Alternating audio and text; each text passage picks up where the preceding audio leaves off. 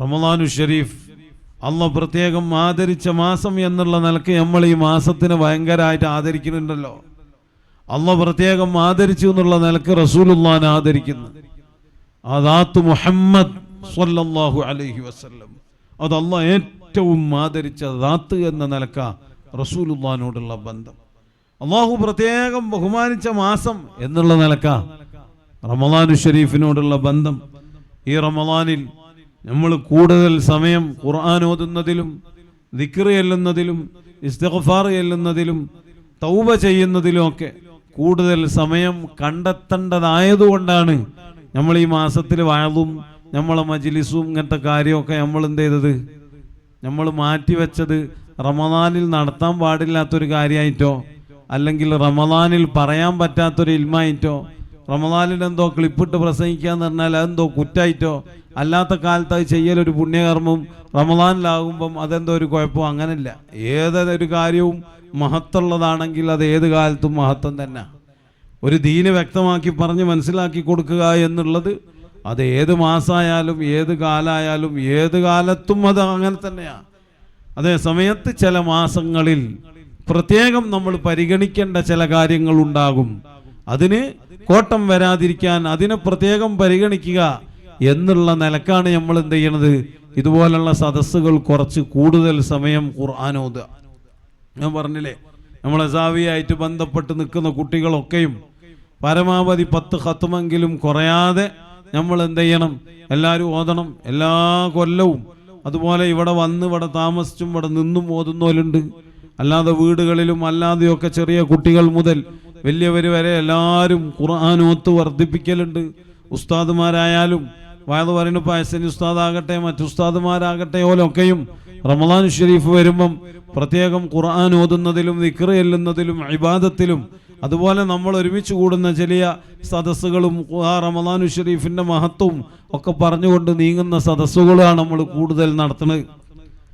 അതിനർത്ഥം നമ്മൾ ഈ പറയുന്ന കാര്യങ്ങളോ ഇത് മനസ്സിലാക്കി കൊടുക്കുന്ന സംഭവങ്ങളോ നമ്മൾ റമളാനിൽ നിർത്തിവെക്കുക എന്നുള്ളത് അതെന്തോ ഒരു മോശപ്പെട്ട കാര്യമായിട്ടോ ഒരു പേച്ച കാര്യമായിട്ടോ ഒരു തെറ്റോ കുറ്റോ ആയിട്ടോ അല്ല. അതിനേക്കാൾ നമ്മൾ കൂടുതൽ പരിഗണിക്കേണ്ടത് റമളാനിൽ തിലാവത്തുൽ ഖുർആനാണ്, മറ്റ് ഇബാദത്തുകളാണ്. മറ്റുള്ള ഇബാദത്തുകളിൽ കൂടുതൽ ശ്രദ്ധ കൊടുക്കേണ്ട മാസമാണ് ഇത് റമളാനു ഷരീഫ് എന്നുള്ള നിലക്ക. അല്ലാതെ അത് അത്രയും ഗൗരവത്തിൽ ഉണർത്തി കൊടുക്കേണ്ട സമയം തന്നെയാണിത്. അതത്രയും കഠിനമായി തന്നെ പറഞ്ഞ് മനസ്സിലാക്കി കൊടുക്കേണ്ട നേരാണിത്.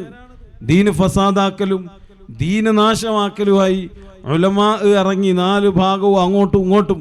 ഇപ്പൊ നോക്കിയാൽ ഒരുപാട് വലിയമാരെ കണക്ക് നോക്കിയാൽ റമളാനു ഷരീഫിൽ ഓല മെയിൻ ജോലി എന്താ, റമളാനിൽ ഒരൊറ്റ ഒന്നും അധികവും ഇവിടെ ഉണ്ടാവില്ല. ഒക്കെ ദുബായിലായിരിക്കും, അല്ലെങ്കിൽ സൗദിയിലായിരിക്കും, അല്ലെങ്കിൽ ഖത്തറിലായിരിക്കും, ഒമാനിലായിരിക്കും, ബഹ്റൈനിലായിരിക്കും, കുവൈത്തിലായിരിക്കും. ഇങ്ങനത്തെ ഗൾഫ് രാഷ്ട്രങ്ങളിലായിരിക്കും വലിയമാരൊക്കെ. എന്തിനാ? ഖുർആൻ ഓതാൻ പോയതാ, ഇബാദത്തെടുക്കാൻ പോയതാ. എന്താ പണി? ആടെ പോയിട്ടുള്ള ആൾക്കാരടുത്തൊക്കെ പോയിട്ട് പണം എരന്നുണ്ടാക്കണ പണിയാണ്. ഏത് അമ്പിയാക്കളെ വിറാസത്താത്? റമളാൻ മാസത്തിൽ പിരിവ് നടത്തുന്ന പരിപാടി. റമളാൻ മാസത്തിൽ ഇങ്ങനെ പിരിവ് പ്രത്യേകം ഒരു അമലായി എല്ലാ സ്ഥലത്തും പോയിട്ട് പൈസ പിരിക്കുക എന്നുള്ളത് റമളാനിൽ ഒരു അമലായിട്ട് ഏത് അമ്പിയാക്കളെ വാരിസബല്? അങ്ങനെ ഏത് അമ്പിയ ചെയ്ത് റമളാൻ മാസത്തിൽ പൈസ പിരിക്കാൻ പോണ പണി? റമളാൻ മാസമാകുമ്പം തിലാവത്തുൽ ഖുർആൻ കൂടുതൽ ഖുർആൻ ഓതിന ഇമാം ഷാഫിഈ. റമളാൻ ആകുമ്പോൾ കൂടുതൽ ഓതു കഴിഞ്ഞു. ബലെന്ത് ഷാഫികളാ? റമളാൻ മാസമാകുമ്പം കൂടുതൽ ഇബാദത്ത് എടുക്കഴിഞ്ഞു. അല്ലാത്ത സമയങ്ങളിലൊക്കെയും ഓതുന്നതിനേക്കാൾ കൂടുതൽ ഖത്മ് ഇമാം ഷാഫി ഒക്കെ റമളാനിൽ ഓതുന്ന. ഇമാം അബൂ ഹനീഫ റഹിമഹുല്ലാ ഖിയാമുൽ ലൈൽ, ദീർഘമായിട്ടുള്ള ഖിയാമുൽ ലൈൽ ഉണ്ടാകും. ഒരായത്ത് തന്നെ മടക്കി മടക്കി മടക്കി ഓതി സുബഹി വരെ ആയിപ്പോയ രാത്രികൾ റമളാനിൽ ഇമാമുൽ അഅ്ലം അബൂ ഹനീഫ റളിയല്ലാഹു അൻഹു അവരെ കാണാൻ വേണ്ടി റമളാനു ഷരീഫിൽ വന്ന് ഇമാം അബൂ ഹനീഫനെ കാണാൻ ദൂരെ നാട്ടിൽ നിന്ന് വന്ന ഒരാൾ പറയുന്ന സംഭവം കാണാം. ഞാൻ ഇശാഇന്റെ സമയത്തെത്തി. മൂപ്പരെ വെയിറ്റ് ചെയ്തുകൊണ്ടിരുന്നു. കുറച്ച് സമയം കഴിഞ്ഞ് മൂപ്പര് ഖിയാമുൽ ലൈലിന് വേണ്ടി നിന്നു. മൂപ്പര് നിസ്കരിക്കാൻ തുടങ്ങി. സുബഹിയാകുന്നത് വരെ ഇമാമുൽ അഅ്ലം അബൂ ഹനീഫ നിസ്കാരത്തിൽ തന്നെയായിരുന്നു. ഈ ഇമാമീങ്ങളെ വഴിയിലാണ് നമ്മൾ ഉള്ളതെങ്കിൽ, ഈ ഇമാമീങ്ങളെ വാരിസീങ്ങളാണെങ്കിൽ റമളാൻ മാസമാകുമ്പം തിലാവത്തുൽ ഖുർആൻ വർദ്ധിപ്പിച്ചവരാണവര്. കൂടുതൽ ദിക്റുകളും സ്വലാത്തുകളും അമലുകളും ഇബാദത്തുകളും കൂട്ടിയവരാണ് അവര്. ഇതോ തറാവീന് വരെ സാരല്ല, വേറെ ഒന്നിനും സമയമല്ല, വയലു അറിയാൻ വരെ പ്രത്യേക സമയമല്ല, പിന്നെ കൂടുതൽ സമയം. കാരണം റമദാനിലാവുമ്പം 10 ഉറുപ്പ്യ കൊടുത്താൽ 100 ഉറുപ്പ്യൻ്റെ കൂലിയുണ്ട് എന്നുള്ള ഹദീസ് ഉള്ളത് കൊണ്ട് തന്നെ ഏറ്റവും കൂടുതൽ പിരിക്കാൻ ഏറ്റവും പുണ്യകർമ്മമായിട്ടുള്ള അമലാക്കി അത് എടുത്തതാ. ഈ രാഷ്ട്രീയക്കാരെ മുന്നിലും വലിയ പണക്കാരെ മുന്നിലും ഒക്കെ പോയി ഞെളിഞ്ഞ് കുത്തിരുന്നിട്ട് ഇങ്ങനെ ഫോട്ടോ എടുത്തിട്ട് വലിയ അഭിമാനത്തോടു കൂടി വിടുക. അതാണ് ഇപ്പം ആലിമീങ്ങളെ റമദാനിലെ ഏറ്റവും വലിയ ജോലി. ഇപ്പം ഇവിടെ ഉള്ള വലിയ വലിയ മൊയ്ലാന്മാർ തന്നെ, ഈ പറഞ്ഞ മടവൂർ ഷെയ്ഖ്, അവരെക്കുറിച്ച് ഈ ഉള്ള മഹത്വമൊന്നും പറയാൻ പാടില്ല, റസൂലിൻ്റെ കോലത്തിൽ ചെലുത്താൻ വരുമെന്ന് പറഞ്ഞ ആ മൊയ്ലാർ. ഇതുപോലുള്ള ആളുകളൊക്കെ ഇപ്പം റമദാനിലുള്ള ഏറ്റവും വലിയ അമലെന്താ? റമദാൻ 2 or 3 ആയപ്പോൾക്ക് ദുബായിലും മറ്റിടത്തിലും ഒക്കെ ഉള്ള വലിയ പൈസക്കാരെ പോലെ ലാവല് അവിടെ പോയി കുത്തിരിക്കുക. ചെരിഞ്ഞ പോട്ടം, നേരെയുള്ള പോട്ടം, കുഞ്ഞു നിന്ന പോട്ടം, ചെരിഞ്ഞു നിന്നിട്ടും ചിരിച്ചിട്ടും ഉളുപ്പുണ്ട് അതിനൊക്കെ. ഉലമാഇന്റെ മുറുവത്ത് വേണ്ടേ? ഒരു പണക്കാരൻ്റെ മുമ്പിൽ തല കുനിച്ച് താന്ന് നിൽക്കണോനാ ആലിം? ഓനാണോ ദീന് പറയാൻ? ഓനാണോ ഏൽപ്പിക്കപ്പെട്ട്? ഒരു പണക്കാരൻ ഇങ്ങനെ കയറി വരിക, അള്ളാഹിൻ്റെ റസൂലിൻ്റെ മജ്ലിസ് നടക്കുക, എവിടെ? എറണാകുളത്ത് ഹുബ്ബുർ റസൂൽ. അതിലൊരു മൊയ്ലാർ ഇങ്ങനെ വയലു പറയാ. അന്നേരം ഒരു വലിയ പൈസക്കാരനൊരു ചങ്ങായി കയറി വരുന്നു. അന്നേരം ഈ മൊയ്ലാർ പറയാന്ത്, നിന്റെ കരളിൻ്റെ ആര മജ്ലിസാ? ഹുബ്ബുർ റസൂൽ കോൺഫറൻസാ. കരളിൻ്റെ കഷ്ണാണ് എൻ്റെ റസൂൽ എന്ന് പറയുന്ന കോൺഫറൻസിൽ ഇവൻ കയറി വരുന്ന സമയത്ത് എന്താ പറയണത്? നിന്റെ കരളിൻ്റെ കഷ്ണമാണ് കയറി വരുന്നത്. ആരെ പറ്റി? അയാളെ വലിപ്പം കൂട്ടി പറഞ്ഞാൽ അയാളുടെ അടുത്ത് കിട്ടണേ മറ്റവൻ്റെ അടുത്ത് 1000 ഉറുപ്പ്യ 1 ലക്ഷം കിട്ടുമെങ്കിൽ ഇയാൾ 1 കോടിയാ കൊടുക്കുക. 4 മഹത്വം കൂട്ടി പറഞ്ഞാൽ കട്ടിയിൽ പൈസ കിട്ടും. അള്ളാഹിൻ്റെ ഔലിയാക്കന്മാരെ മുമ്പ് പോയിരുന്നതിനെ പറ്റിയോ അതിൻ്റെ വീഡിയോ ഫോട്ടോ വരുമ്പോൾ അതിനെപ്പറ്റി പറയണ എന്താ? അത് പുറത്ത് വന്നാൽ പറയും അത് ഞങ്ങൾ സ്ഥലക്കച്ചവടത്തിന് പോയതാണ്. അത് പറയാൻ ധൈര്യമില്ല. ഞങ്ങൾ പോയത് അള്ളാഹുവായി ബന്ധപ്പെട്ട നിലക്കുള്ള ഒരു മഹാനാന്ന് കേട്ടപ്പോൾ ഞങ്ങൾ അതിന് പോയതാണ് എന്ന് പറയാൻ ധൈര്യമില്ല. അതേ സമയത്തോ പണക്കാരൻ്റെ മുമ്പിലും രാഷ്ട്രീയക്കാരൻ്റെ മുമ്പിലും ദുനിയാവിൻ്റെ എന്തെല്ലാം പളവളപ്പുള്ളവൻ്റെ മുമ്പിലും പോയിട്ട് ഭയങ്കര ഇസ്സത്ത്, ഓല മുമ്പിലൊന്നും ഇരിക്കാൻ കഴിയാന്ന് പറഞ്ഞാൽ, ഓല പോലെ നോമ്പുറക്ക് വിളിച്ച് കിട്ടുക എന്ന് പറഞ്ഞാൽ അതൊരു അഹ്ലുബൈത്തിൻ്റെ തങ്ങളെ വീട്ടിലോ ഏതെങ്കിലും ഒരു മഹാന്റെ വീട്ടിലോ ഒരു വലിയൻ്റെ വീട്ടിലോ ക്ഷണിക്കപ്പെടുന്നതിനേക്കാൾ കൂടുതൽ സന്തോഷം ഒരു പണക്കാരൻ്റെ മുമ്പിൽ ഇരിക്കണതിന്, ഓൻ്റെ കൂടെ ഒരു ഫോട്ടോ എടുക്കണതിനൊക്കെയാണ് ഇപ്പം എന്ത് ഏറ്റവും വലിയ വില. ഇതല്ലേ ദുഷിച്ച ഉലമാ ഉൽ മാൽ, ഉലമാ ഉൽ ജാഹ്. അള്ളാഹിന്റെ റസൂല് പറഞ്ഞില്ലേ, ഏറ്റവും ദുഷിച്ച ആലിമീങ്ങൾ എന്ന് പറഞ്ഞത് ആരാ? പണത്തിന് വേണ്ടി എന്ത് കോലവും കെട്ടണോൽ. വയ്യ, നടക്കാനും ആകുന്നില്ല, പോകാനും ആകുന്നില്ല. എന്നാലോ ഈ സമയത്ത് ഇതിനൊക്കെ വേണ്ടിയിട്ട് എവിടെ പോകാൻ? ഈ പണക്കാരെ മുന്നിൽ പോയി ഒച്ചാനിച്ച് സാധുവായിട്ട് കുത്തിരിക്കുക. അവരെന്താണോ പറയണത് ഓല് പറഞ്ഞു കൊടുക്കുക. മുജാഹിദും ജമാഅത്തും ഇങ്ങനെ വേറെ വേറെ ആയിട്ടൊന്നും നിങ്ങൾ കച്ചറുണ്ടാക്കരുത്, അങ്ങനെ തർക്കുന്ന നമുക്ക് എല്ലാവരുമായിട്ട് ഒപ്പരായിട്ടാണ് പോണ്ടി. ഇപ്പം ആരാ ഷെയ്ഖ്? ആരാങ്ങളെ മുറബിയായ ഷെയ്ഖ് ബനല്ലേ? ഈ പണക്കാരല്ലേ നിങ്ങളെ തർബിയത്ത് ചെയ്യണേ? ഇവലാണ് ആര്? എന്നിട്ടോ ഷെയ്ഖന്മാരില്ലാന്നറിയാം. ശരിക്കും മശായിഖന്മാർ ഏത് കാലത്തുണ്ട്, നിങ്ങൾക്കിനി ഒരു കാലത്ത് പോലെ കിട്ടൂല. കാരണം എന്തുകൊണ്ടാ? നിങ്ങളെ ഷെയ്ഖന്മാരാക്കി വെച്ചത് ആരെയാ? മുതലാളിമാരെ, പണമുള്ളവനെ. അതുപോലെ കുറച്ച് പണം ഉണ്ടാകുമ്പോഴൊക്കെ ഓൻ്റെ വിചാരം ഓനാണ് ഇവിടെ ഏറ്റവും വലിയ ഹുങ്കുള്ളവൻ, ഓനാണ് വലിയ തറവാടുള്ളവൻ, ഓനാണ് വലിയ പ്രതാപമുള്ളവൻ, പണം ആണ് ഇസ്സത്ത് എന്ന് മനസ്സിലാക്കി വെച്ചതുപോലത്തെ എത്രയോ വലിയ വലിയ പണക്കാരൊക്കെ കഴിഞ്ഞു പോയിട്ടുണ്ട്. അതൊന്നും അവർക്ക് ഉപകാരപ്പെട്ടിട്ടില്ല. പണം ഉണ്ടാകലാണോ ഇസ്സത്ത്? കുട്ടികൾ ഉണ്ടാകലാണോ ഇസ്സത്ത്? ഒരുപാട് വലിയ തറവാടും പുരയും സ്വത്തും ഉണ്ടാകലാണോ ഇസ്സത്ത്? ഇതൊന്നും അല്ല ഇസ്സത്ത്. മടവൂരിന്റെ ഇസ്സത്ത് നോക്കുങ്ങൾ, ലോകൊട്ടാകെ പരന്നു കിടക്കുന്ന ശൈഖുന മടവൂര്. ഇത്ര ഇസ്സത്തുള്ള ആരാളെ? കേരളത്തിൽ ഇത്രയും വലിയ ഇസ്സത്ത് അല്ലാഹു കൊടുത്തു. പണം കൊണ്ടാണോ മടവൂരിന്റെ ഇസ്സത്ത്? മടവൂരിന് അല്ലാഹു കൊടുത്ത ഇസ്സത്ത് ഒരുപാട് സ്വത്തുണ്ടായിട്ടാണോ? വലില്ലാഹിൽ ഇസ്സത്തു വലി റസൂലിഹി വലിൽ മുഅ്മിനീൻ. യഥാർത്ഥത്തിലുള്ള ഇസ്സത്ത് ആർക്കുള്ളതാ? അത് അല്ലാഹുവിൻ്റെ ആളുകൾക്കുള്ളതാ. അവരോടുള്ള ഇസ്സത്തിലായിട്ടാ നമ്മൾ നീങ്ങണ്ടി. നിങ്ങൾ മനസ്സിലാക്കണ്ട. നിങ്ങൾ വയത് പറഞ്ഞോളി, പണം പിരിച്ചോളി, സ്ഥാപനം ഉണ്ടാക്കിക്കോളി, മദ്രസ നടത്തിക്കോളി, ദർസ് നടത്തിക്കോളി, എന്തു നിങ്ങൾ നടത്തിക്കോളി. പക്ഷെ ദീനുങ്ങൾ ഇടപെടുക, ദീന് കൈകാര്യം ചെയ്യുക എന്നുള്ള കാര്യം അത് നിങ്ങളെ ഏൽപ്പിക്കപ്പെട്ടതല്ല. അങ്ങനത്തെ ഒരു ജോലിക്ക് നിങ്ങൾക്ക് ആവൂല. 10 ആലിമീങ്ങളോ 40 ആലിമീങ്ങളോ 100 ആലിമീങ്ങളോ കൂടിയാൽ ഓൽക്ക് ഒരാളെ ഇസ്ലാമിൽ നിന്ന് പുറത്താക്കാനും ഇസ്ലാമിൽക്ക് അകത്താക്കാനും ബൽക്ക് കഴിയോ? ഇസ്ലാം ആയിരുന്ന ബൽദാ ഇന്ന ദീന ഇൻദല്ലാഹിൽ ഇസ്ലാം. ഇസ്ലാം ദീൻ എന്ന് പറഞ്ഞിട്ടുണ്ടെങ്കിൽ കുറച്ച് വലിയമാരുതാണോ സമസ്തൻ്റെതാണോ ദീന്? ദീൻ എന്ന് പറഞ്ഞാൽ അത് അള്ളാഹുവിൻ്റെതാണ്. അള്ളാഹിന്റെ ദീനിൽ ഒരാളെ എടുക്കാനും അള്ളാഹിന്റെ ദീനിൽ നിന്ന് ഒരാളെ ഒഴിവാക്കാനും അധികാരി ആരാണ്? അള്ളാഹ് മാത്രം. അത് അള്ളാഹുവും അള്ളാഹുവിന്റെ റസൂലും അള്ളാഹുവിന്റെ ഔലിയാക്കന്മാരും അവരാണ് അതിന്റെ അധികാരികൾ. അതിലൊന്നും ഒരുത്തനും കയറി കളിക്കാൻ കഴിയൂല. ഇതൊന്നും തുടങ്ങിയിട്ടില്ല. നിങ്ങൾ വിചാരിക്കേണ്ട റമദാനിൽ എല്ലാവരും ഖുർആനോത്തിലും ഉസ്താദുമാരോടൊക്കെ പ്രത്യേകം വയതും സംഭവമൊക്കെ ചുരുക്കുക, അങ്ങനത്തെ കാര്യത്തിനും വേണ്ട. എല്ലാവരും പരമാവധി ഖുർആനോത്തും ഇബാദത്തും ഒക്കെ കൂടുതൽ ഈ മാസത്തിൽ അതിനുവേണ്ടി സമയം കണ്ടെത്തുക എന്ന് പറഞ്ഞതുകൊണ്ട് എല്ലാവരും ആ ജോലിയിലാണ്. റമദാൻ കഴിഞ്ഞ് കഴിയുമ്പം ഷവ്വാലിൽ ഷെയ്ഖുന മടവൂരിൻ്റെ മധുഹവായിട്ട് നമുക്ക് ഇറങ്ങാനുണ്ട്. ഷെയ്ഖുന മടവൂരിൻ്റെ മധുഹമായിട്ട് ഇറങ്ങുമ്പം തന്നെ ആ മടവൂരിൽ നിന്ന് നിന്ദിക്കാൻ ഇവിടെ നിന്ന് ഇറങ്ങി പുറപ്പെട്ട കുറച്ച് സംഘമുണ്ട്, ഉപജാഗപ സംഘം. എന്താ അതന്നെ, അതിനൊക്കെ നശിപ്പിച്ച് പൂർത്തിയാക്കി ഇവിടെ തീർക്കേണ്ടി തന്നെ ഉണ്ട്. അതിനുള്ള പ്രത്യേക ഇറക്കം തന്നെ ഈ ഷവ്വാലിൽ. അത് ചെറിയ ഇറക്കല്ല, അതിലെ നിങ്ങൾ കണ്ടിട്ട് ഷവ്വാലല്ല, അടുത്തിന് വരുന്ന ഷവ്വാൽ അത് 1.5 ഇറക്കമുള്ള ഷവ്വാലാ.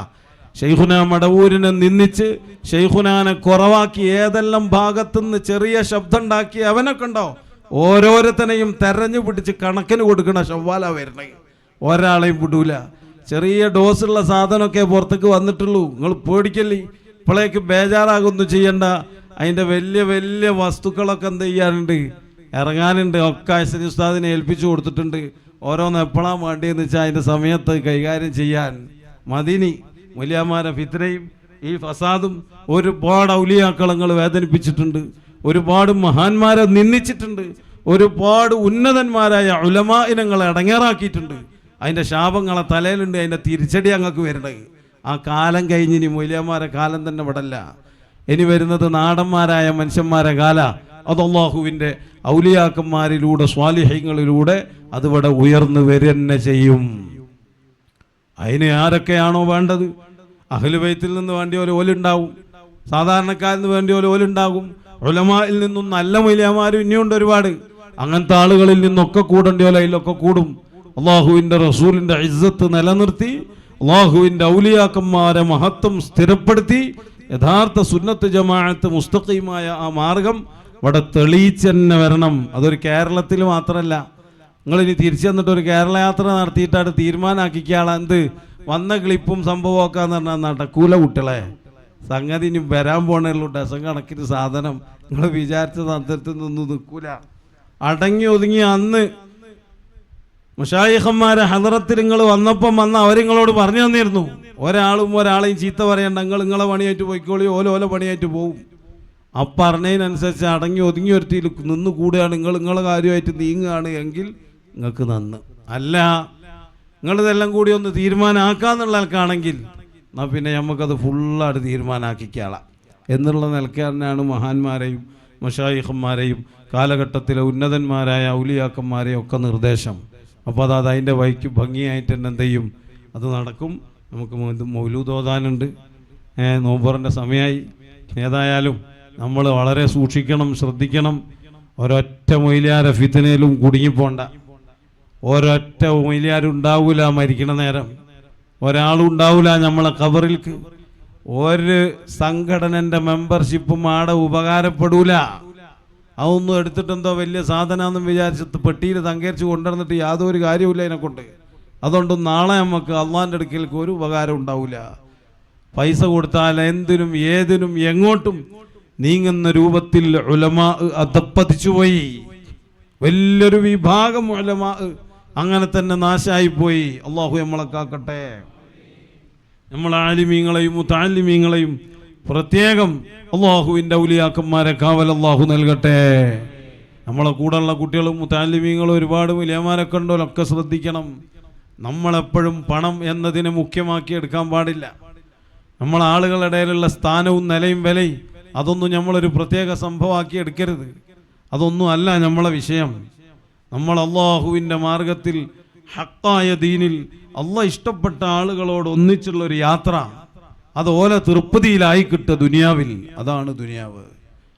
അവരൊക്കെ കൈപിടിച്ചുകൊണ്ട് നമ്മളെ കൂട്ടിക്കൊണ്ടുപോകുന്ന അവസ്ഥയിൽ റൂഹ് പിരിയുന്ന മൗത്ത്.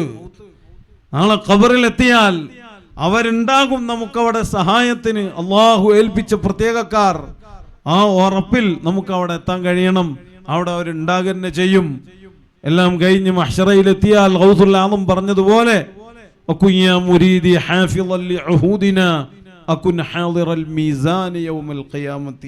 ഞാൻ ഉണ്ടാകും അവിടെ, എന്നെ നോക്കാൻ, എന്നെ കാക്കാൻ എന്ന് ഗൗസുൽ ആദം പറഞ്ഞിട്ടുണ്ടെങ്കിൽ അവരുണ്ട് എന്നുള്ള ഉറപ്പ് തന്നെ അവരുണ്ടാകുകയും ചെയ്യും. ആ നല്ല യഖീനിൽ നമ്മൾ നീങ്ങുക. ഈ ഉള്ള ഒരു ഫസാദിലും നമ്മൾ കുടുങ്ങരുത്. പല ഫിത്നയായിട്ട് പലരും വരും, പല കാര്യമായിട്ട് വരും.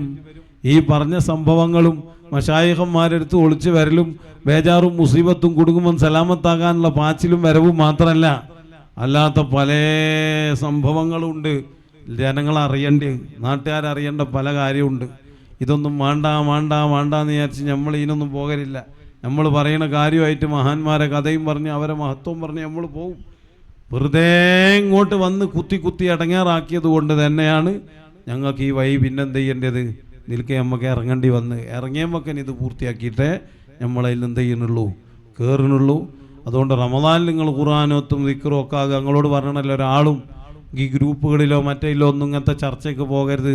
ആ ചർച്ച എന്തോ തെറ്റായതുകൊണ്ടല്ലേ ഇപ്പോൾ അതിന് വേണ്ടിയല്ല സമയം ഉപയോഗപ്പെടുത്തേണ്ടത്. ഇപ്പോൾ ഖുർആൻ്റെ തിലാവത്തിന് വേണ്ടി ഉപയോഗപ്പെടുത്തുക. അതുപോലെ ഓരോ 10ലും ചെല്ലേണ്ട ദിക്റുകളുണ്ട്, കൂടുതൽ ചെല്ലുക. ഞാൻ റമദാന് മുമ്പ് പറഞ്ഞില്ല, എല്ലാവരും സ്വലാത്ത് കൂടുതൽ റസൂലുള്ളാഹിൻ്റെ പേരിൽ ചെല്ലുക. അതിലൊക്കെ എല്ലാവരും ജോലിയാകുക. ചെറിയ കുട്ടികളൊക്കെ അത് കൗണ്ടറൊക്കെ ആയിട്ട് എല്ലാവരും സ്വലാത്തൊക്കെ ഉഷാറായിട്ട് ചെല്ലുന്നുണ്ട്. അങ്ങനെ കുട്ടികളൊക്കെ ഖുർആൻ ഓതാൻ അറിയാത്തോല്, ദിക്റെല്ലാൻ അറിയാത്തോലൊക്കെ മുത്ത് റസൂലിൻ്റെ പേരിൽ കൂടുതൽ സ്വലാത്ത് റമദാനിൽ ചെല്ലുക. അങ്ങനെ നല്ല മക്കൾ, നല്ല കുടുംബം, നല്ല വീട്, പട്ടിണിയാണെങ്കിലും ഇടങ്ങേറാണെങ്കിലും നമ്മളെ റമദാൻ നമുക്ക് ഏറ്റവും ഭംഗിയിലും ഇസ്സത്തിലും അള്ളാഹിൻ്റെ നോട്ടം, സ്വാലിഹീങ്ങളുടെ നോട്ടം, റസൂലുള്ളാഹിൻ്റെ തിരുനോട്ടം ഉള്ള വീടായി, കുടുംബമായി നമ്മളെ വീടും മക്കളും മഹലും ആക്കി അള്ളാഹു തരട്ടെ.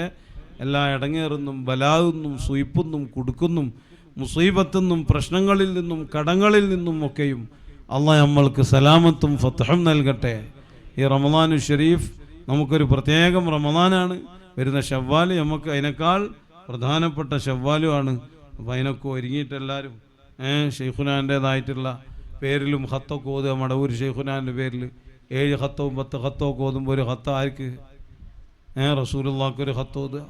അതുപോണം ഷെയ്ഖുന മടവൂരിൻ്റെ പേരിൽ ഖത്മോതുക. പിന്നെ നമ്മളിൽ നിന്ന് മരിച്ചു പോയാലും മറ്റവർക്കൊക്കെ എന്ത് ചെയ്യുക, അതൊക്കെ ഹദിയ ചെയ്ത് കൊണ്ട് ഓതുക.